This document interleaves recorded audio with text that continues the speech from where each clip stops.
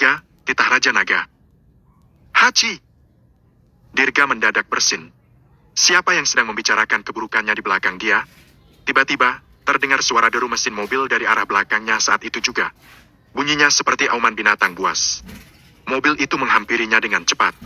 Dirga menghentikan langkahnya dan menoleh ke belakang. Dia melihat Audi berwarna putih yang terus melaju kencang tepat menuju ke arahnya. Ada lagi? Dirga keliru mengira bahwa ini adalah orang lain yang dikirim oleh ibu tirinya. Namun, dia mendengar teriakan seorang pemuda dari dalam mobil. Minggirlah, mobilnya nggak bisa dikendalikan. Ketika Dirga melihat ini, dia tidak panik dan melangkah maju. Dia bahkan berinisiatif mengadang jalur mobil itu. Sialan! Ketika pengemudi di dalam mobil melihat ini, dia tertegun. Apa kamu ingin cari mati? Gawat, gawat, bakal makan kurban. Nih! Dalam sekejap, bagian depan mobil itu menabrak Dirga dengan keras. Namun, Dirga hanya mengangkat tangannya dengan pelan untuk mengadang bagian depan mobil dan membuat mobil itu terhenti secara ajaib. Hah? Pengemudi itu terkejut. Dia menyangka dia akan menabrak orang itu, tetapi dia tidak pernah menyangka bahwa mobilnya akan berhenti pada saat krusial seperti ini. Hampir saja. Pengemudi itu menyeka keringat dingin dari dahinya dan bersyukur. Mobil yang dikiranya sudah tak terkendali itu tiba-tiba kembali normal lagi. Namun, pada kenyataannya, Dirga yang telah menghentikan mobil itu dengan paksa menggunakan kekuatannya. Dengan kekuatan Dirga saat ini, jangankan mobil, bahkan sebuah tank pun bisa ditahannya secara langsung. Kemudian, Dirga membuka kap mobil dan memeriksanya sebentar. Ternyata mobil itu telah dirusak. Sudah selesai. Dirga memperbaikinya begitu saja. Hah? Ini benar-benar sudah selesai? Pengemudi juga menyadari bahwa alarm di dalam mobil berhenti dan semuanya sudah kembali normal. Terima kasih, Sobat. Beruntung sekali aku bertemu seseorang yang bisa memperbaiki mobil. Pengemudi itu keliru mengira Dirga sebagai ahli mekanik mobil. Jika dibilang begitu, Dirga memang seorang ahli. Ini karena guru ke-8 Dirga adalah ahli top dunia dalam bidang mekanik. Dia dicekal di seluruh dunia karena senjata mematikan buatannya terlalu menakutkan. Segala keterampilan yang terkait telah dihancurkan. Dia menjadi buronan dunia setelah menjual kembali kapal induk. Pada akhirnya, dia tertangkap di Batara dan dijebloskan ke dalam penjara Pawana. Dirga mewarisi keterampilan ini langsung dari gurunya sendiri. Jangankan memperbaiki sebuah mobil, dia bahkan bisa dengan mudah merakit dan membongkar sebuah tank ataupun sebuah pesawat. Kemudian, Dirga pun langsung membuka pintu mobil dan duduk di dalam mobil. Ayo pergi, antar aku ke Villa Gunung Naga. Pengemudi itu tertegun dan menatap Dirga yang duduk di kursi penumpang. Dia berpikir dalam hati, kamu nggak sopan, memangnya aku mengizinkanmu masuk? Tuan Abimanyu, cepatlah jalan. Seorang gadis muda cantik yang duduk di kursi belakang mendesak. Pria ini membantu kita memperbaiki mobil. Tidak ada salahnya mengantarnya sampai ke sana. Ya sudah. Tanpa basa-basi, sang pengemudi langsung menginjak pedal gas dan melanjutkan perjalanannya. Namun, tidak lama setelah melaju keluar, beberapa kendaraan off-road hitam tiba-tiba mengejar dari belakang. Kepungan dari sebelah kiri dan kanan memaksa mobil mereka untuk berhenti. Itu orang-orang dari Naga Hitam, kata pengemudi itu kaget. Apa mereka berubah pikiran? Raut wajah gadis muda itu agak berubah. Naga Hitam? Ketika Dirga mendengar ini, dia mengernyit dan berpikir, mungkinkah dia adalah anak buah dari guru ke-7? Keduanya keluar dari mobil. Mereka lantas dikepung oleh sekelompok pria berbaju hitam. Nona Kanaya, kalian beruntung banget. Mobilnya sudah kembali normal dengan cepat. Pria botak yang memimpin itu mencibir. Ternyata kalian orang yang diam-diam telah menyabotase kami, ya. Kanaya terkejut dan marah. Tadi dia agak curiga, mobil itu baik-baik saja ketika dia tiba. Tetapi kenapa mobil itu tiba-tiba kehilangan kendali setelah dia pergi? Memang benar ada seseorang yang telah merencanakan sesuatu. Apa maksud kalian? Pengemudi itu bertanya dengan marah. Berani sekali kalian merusak mobilku? Apa kalian tahu siapa aku? Apa kamu tahu siapa ayahku? Pria butak itu terus mencibir. Abimanyu Sanjaya dan Kanaya Simbolo, putri keluarga Simbolo. Tentu saja kami tahu identitas kedua orang terhormat ini. Lalu kalian masih berani melakukan ini pada kami? Siapa yang menyuruh kalian? Abimanyu makin marah. Kami membuat kesepakatan dengan Naga Hitam barusan. Uang dan barang-barangnya sudah beres. Apa kalian masih berani melanggar kesepakatan itu? Ya, ketua kami berubah pikiran.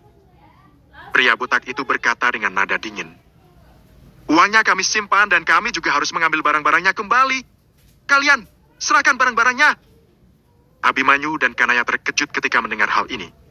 Mereka tidak menyangka naga hitam itu begitu tidak bermoral. Abimanyu berkata dengan marah. Bagaimana kalau kami nggak melakukannya? Hei, kalau begitu kami akan pergi mengambilnya sendiri. Pria botak itu menyeringai. Dirga melihat pertengkaran di luar dan sebenarnya tidak ingin terlibat. Namun, pada saat ini, seorang pria berbaju hitam mengetuk jendela mobil dan memerintahkan.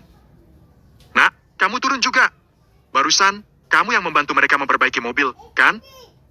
Jika tidak ada Dirga yang mencampuri masalahnya, semua sudah akan berjalan sesuai rencana.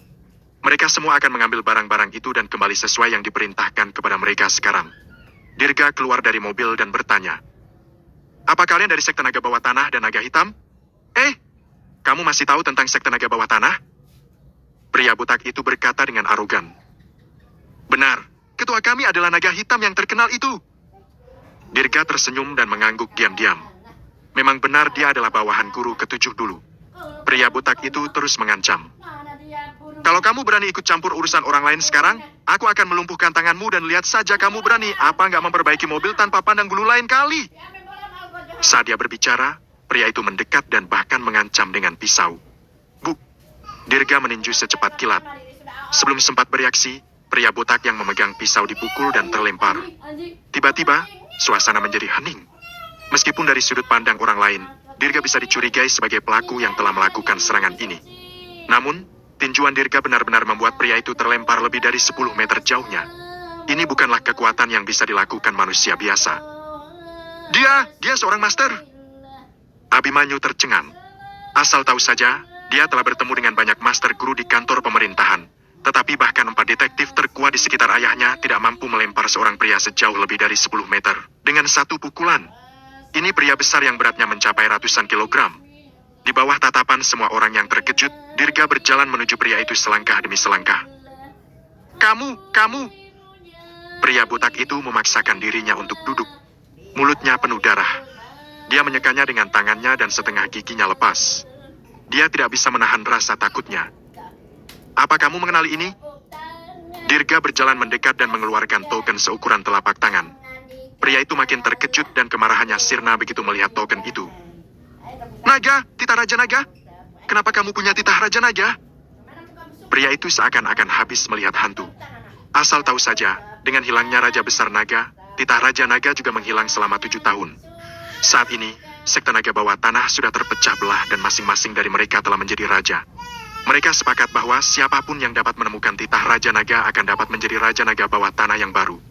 Pria itu tidak pernah membayangkan bahwa titah Raja Naga yang legendaris akan muncul di tangan pemuda ini. Dirga menyingkirkan titah Raja Naga dan berkata dengan nada dingin. Kembalilah dan beritahu naga hitam bahwa Raja Naga kalian telah kembali. Katakan padanya, lekas kumpulkan para berdebah lainnya dan temui aku di gedung sekte naga besok malam. Bab 4. Semuanya berubah.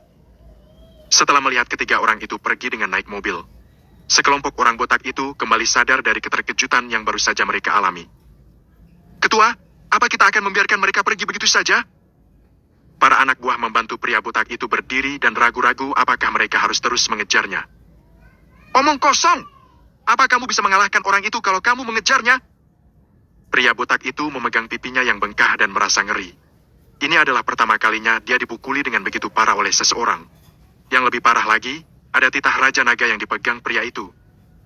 Ayo pergi! Kita juga harus bergegas kembali. Pria botak itu menyadari betapa seriusnya masalah ini. Dia harus memberitahu Ketua Naga Hitam tentang titah Raja Naga sesegera mungkin. Jika titah Raja Naga muncul kembali di dunia ini, token itu pasti akan menyebabkan seluruh kekuatan bawah tanah berubah secara tiba-tiba. Tuan Satria, kamu benar-benar luar biasa. Di dalam mobil, Abimanyu memegang setir dengan satu tangan dan mengacungkan jempol ke arah Dirga dengan tangan lainnya. Mampu meninju dan mengadang anak buah naga hitam adalah sebuah hal yang sangat mengagumkan sekali. Jika bukan karena mereka pertama kali bertemu dan masih tidak akrab dengan satu sama lain, Abimanyu nyaris ingin berguru kepada Dirga. Tuan Dirga, terima kasih telah membantuku kali ini. Kanaya juga sangat berterima kasih. Jika bukan karena mereka cukup beruntung bertemu dengan Dirga, mereka pasti akan kehilangan barang dan uang dalam perjalanan ini. Mendengar ucapan terima kasih kedua orang itu, Dirga tidak memikirkan apapun. Namun, ada satu hal yang membuat Dirga lebih penasaran. Apa yang sebenarnya mereka inginkan? Kanaya mengeluarkan satu patung giok dari dalam ranselnya. Ini adalah patung giok yang mereka mau. Seminggu yang lalu, aku melihat patung giok ini di pelelangan dan ingin memberikannya kepada kakekku sebagai hadiah ulang tahun. Tapi aku tidak berhasil menawar dengan ketua naga hitam di dunia bawah tanah. Tapi, beberapa hari yang lalu, naga hitam tiba-tiba menghubungiku lagi dan bilang kalau dia bersedia menjualnya kepadaku dengan harga asli. Transaksi ini harus dilakukan di tempat naga hitam. Aku merasa nggak nyaman datang sendirian. Jadi, aku mengajak Tuan Abimanyu. Tapi, aku tidak pernah menyangka naga hitam akan tetap bersekongkol melawanku. Abimanyu juga memukul setir dengan marah dan berkata dengan kesal. Naga hitam ini benar-benar melanggar hukum. Kalau aku tahu, aku akan membawa beberapa orang dari tempat ayahku denganku. Kalau ini di dalam kota Segara, aku tidak akan berani melakukannya. Dirga melirik patung giok itu dan mendapati bahwa meskipun giok itu adalah sepotong giok yang bagus, ada orang yang tampaknya telah merapal mantra pada patung giok dan menyembunyikan sebuah benda misterius ke dalamnya. Patung giok ini adalah benda yang jahat. Lebih baik dibuang agar tidak membahayakan orang lain dan dirimu sendiri. Kata Dirga dengan ramah mengingatkan. Apa? Benda jahat? Keduanya tidak percaya saat mendengar hal ini. Berdasarkan penjelasan dari pihak pelelangan, patung giok ini telah diberkahi oleh seorang yang terkemuka. Kanaya menambahkan sambil tersenyum. Melihat bahwa mereka tidak mempercayainya, Dirga pun tidak berkata apa-apa lagi. Saat keduanya melihat Dirga yang diam, mereka berpikir Dirga bercanda barusan. Meskipun dia sangat mahir bertarung, dia tidak mahir di bidang ini. Dia mana paham tentang batu giok. Namun, mereka tidak tahu bahwa guru ke-33 Dirga di penjara adalah seorang ahli barang antik dan batu giok yang dijatuhi hukuman penjara seumur hidup karena mencuri makam kekaisaran dan menjual kembali mestika negara. Dirga melatih sepasang mata emas untuk membedakan keaslian dari kepalsuan dengan jelas dari guru itu. Dirga bisa mengetahui keanehan pada patung giok ini secara sekilas. Singkatnya, aku sangat senang bisa bertemu denganmu, Tuan Dirga. Kata Kanaya sambil tersenyum. Mana dia itu? Aku benar-benar tidak tahu bagaimana Mana berterima helmku? kasih kepadamu. Kalian juga tidak perlu berterima kasih padaku. Dirga tidak berniat membantu, justru sekelompok orang itu yang bersikeras memaksanya keluar dari mobil. Tapi, bantuanku tidak sia-sia. Dirga berkata dengan tenang. Barusan, aku sudah membantu kalian sebanyak 2 kali. Kalian harus membayar lebih.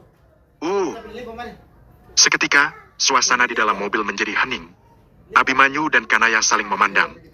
Mereka tidak menyangka Dirga begitu belak-belakan. Haha, Tuan Satria benar-benar orang yang belak-belakan. Abimanyu tersenyum. Ya, Tuan Dirga, kamu benar.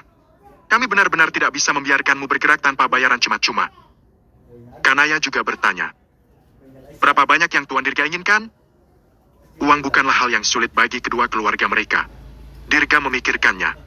Dia baru saja tiba dan tidak punya uang. Jadi, dia mengatakan jumlah uang itu dengan santai. Kalau begitu, berikan 4 miliar rupiah. Tanpa sepatah kata pun, Kanaya mengeluarkan kartu bank dari tasnya. Ada 2 miliar rupiah di kartu ini. Aku akan memberimu sisa uangnya saat kita bertemu lagi. Kanaya melihat jika Dirga memiliki keterampilan yang luar biasa dan sangat misterius. Jadi, dia menjadi sangat penasaran dan ingin mengambil kesempatan ini untuk mengenalnya. 2 miliar rupiah dalam kartu ini awalnya disiapkan karena takut naga hitam akan tiba-tiba menaikkan harganya. Dia tidak menyangka akan terjadi kejadian seperti ini. Cukup masuk akal juga jika dia berbuat baik dengan menggunakan barang orang lain. Tentu saja, dia tidak membayar semuanya sekaligus, tetapi juga demi kesempatan untuk bertemu lagi. Abimanyu lekas mengemudikan mobilnya ke Villa Gunung Naga di kota Segara. Tuan Satria, apa kamu tinggal di sini? Abimanyu menghentikan mobilnya. Dirga melihat keluar jendela dengan pemandangan yang dikenalnya. Sudah 5 tahun berlalu, segalanya telah berubah. Dulu, tempat ini memang rumahku. Namun, hal itu sudah lama berlalu. Melihat Dirga yang makin menjauh, Kanaya mendadak teringat sebuah berita. Ah, aku ingat. Saat dia berbicara, Kanaya buru-buru mengeluarkan ponselnya dan mencari sebuah berita dari pagi ini. Tuan muda keluarga Danuwarta, Dirga dari kota Segara, dibebaskan dari penjara hari ini. Keluarga mengumumkan bahwa mereka akan mengambil jarak dengan Dirga dan menghapus namanya dari anggota keluarga mereka. Jadi, dia, tuan muda keluarga Danuwarta yang baru saja dibebaskan dari penjara. Kanaya menoleh ke belakang. Pada saat ini, Villa Gunung Naga. Seorang wanita parubaya yang anggun sedang menonton sebuah berita dengan antusias. Sekilas berita dari stasiun ini, sebuah kendaraan yang jatuh dari tebing ditemukan di dekat Gunung Astana, pinggiran Segara. Asnawi dan yang lainnya melakukan pekerjaan dengan baik. Alina mengangguk puas. Kamu akan diganjar dengan banyak uang ketika kamu kembali nanti. Orang ini tidak lain adalah Alina Sundara, istri muda yang dinikahi oleh ayah Dirga. Hei, nyawa kakakku banyak juga. Dia tidak meninggal setelah tinggal di tempat itu selama 5 tahun. Tapi, aku khawatir dia tidak akan seberuntung itu kali ini. Di samping itu, seorang pemuda remaja sedang memainkan ponselnya dengan kepala tertunduk, tetapi tampak senyum puas dari raut wajahnya karena sudah tidak ada lagi yang bisa bersaing dengan dia untuk mendapatkan status dan harta keluarga Danwarta. Orang ini adalah adik tiri Dirga, namanya Satya Danwarta. Namun, pada saat ini, gambar yang ada di layar TV berganti dan mengarah pada situasi yang tragis di dalam mobil. Reporter terus menyiarkan bahwa ada 7 orang tewas di dalam mobil dan semuanya tewas. Apa? Alina bergegas ke arah TV dan menatap lekat-lekat foto orang mati di TV itu. Bagaimana mungkin? Wajah-wajah yang dikenalnya dan kematian yang tidak wajar, semuanya sangat menyesakkan hatinya. Dia tidak pernah membayangkan bahwa semua orang yang meninggal adalah orang-orangnya sendiri. Paman Asnawi, mereka semua mati. Satya sangat terkejut hingga menjatuhkan ponselnya. Bagaimana dengan kakakku? Bam, saat ini, pintu depan rumah didobrak. Embusan angin menyapu masuk. Di luar pintu, para pelayan tidak bisa menghentikan mereka. Jadi, mereka hanya bisa membujuk paksa. Tuan muda, tenanglah. Kalau ada masalah, bisa kita bicarakan nanti setelah Tuan besar pulang ke rumah. Tuan muda? Mendengar sebutan ini, ibu dan anak itu menoleh dengan kaget seperti sedang tersengat listrik. Mereka hanya bisa gemetaran ketika melihat Dirga muncul di depan pintunya seperti hantu. Itu kamu? Mata Alina membelalak ngeri. Kamu masih hidup?